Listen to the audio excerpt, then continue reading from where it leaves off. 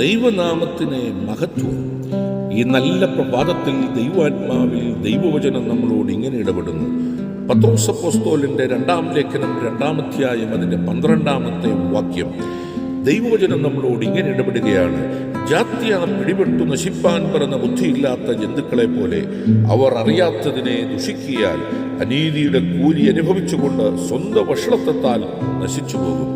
ഇവിടെ എത്രയോ മനോഹരമായ ഒരു വാക്യമാണ് നമുക്ക് ലഭിച്ചിരിക്കുന്നത്.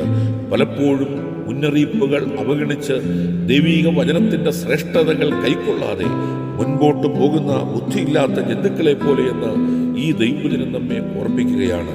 പലപ്പോഴും വിനാശകരമായ സാഹചര്യങ്ങൾ ജീവിതത്തിന് മുമ്പിൽ തല ഉയർത്തി നിൽക്കുമ്പോൾ വഴിമാറി സഞ്ചരിപ്പാനുള്ള അനുവദനീയമായ അവസരങ്ങൾ പരിശുദ്ധാത്മാവ് നമുക്ക് നൽകുന്നത് തിരിച്ചറിയാതെ വീണ്ടും വിപത്തിലേക്കും കാൽച്ചുവരെടുത്തു വെക്കുന്ന വിനാശകരമായ ഒരു ജീവിതയാത്രക്കാരനാകുവാനല്ല, അനീതിയുടെ കൂലി അനുഭവിച്ചുകൊണ്ട് സ്വന്തം ഭക്ഷണത്താൽ നശിച്ചു പോകുന്നവരുടെ കൂട്ടത്തിൽ എണ്ണപ്പെടുവാനല്ല, പിന്നെയോ ദൈവീക വാഗ്ദത്തങ്ങളുടെ അമൂല്യമായ ശ്രേഷ്ഠതകൾ വിദൂരവേ തിരിച്ചറിഞ്ഞുകൊണ്ട് ദൈവീക വഴികളിലൂടെ ആസ്വാദകരമായി അനുഗ്രഹിക്കപ്പെട്ട യാത്രയ്ക്കുടമകളായി മാറുവാൻ തക്കവണ്ണം വചനം നമ്മെ ബുദ്ധി ഉപദേശിക്കുകയാണ്.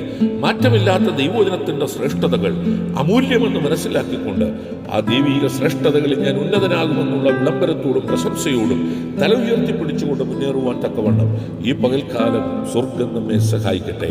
നമ്മുടെ കണ്ണുകളെ അടയ്ക്കാം, പ്രാർത്ഥിക്കാം. പരിശുദ്ധ പിതാവേ, ഈ ശബ്ദം കേൾക്കുന്ന ഓരോ പ്രിയപ്പെട്ടവരെയും നിന്റെ ദാസൻ അനുഗ്രഹിച്ച് പ്രാർത്ഥിക്കുന്നു. അത്ഭുതം സ്വർഗം ചെയ്യണം യേശുവിന്റെ നാമത്തിൽ തന്നെ. ആമേൻ, ആമേൻ, ആമേൻ.